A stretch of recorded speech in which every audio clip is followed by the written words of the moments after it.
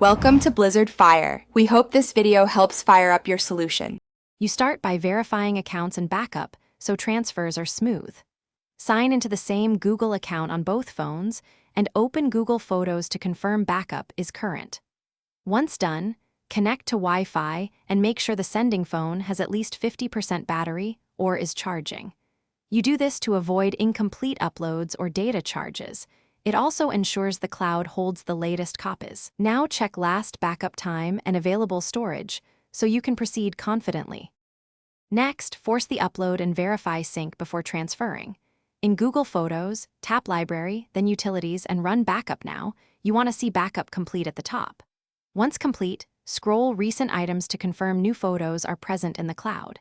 If you have limited quota, choose High Quality to save space. Choose Original only if you need full resolution. Make sure both phones show the same photos in the app. This confirms the cloud is authoritative. Finally, sign into the same Google account on the target phone and open Google Photos. The cloud will sync automatically. Once synced, select the photos or albums you want, tap the three dots and choose Download or Make Available offline so files save to the new device. If you prefer a one-time move, use shared library or album sharing to send specific sets.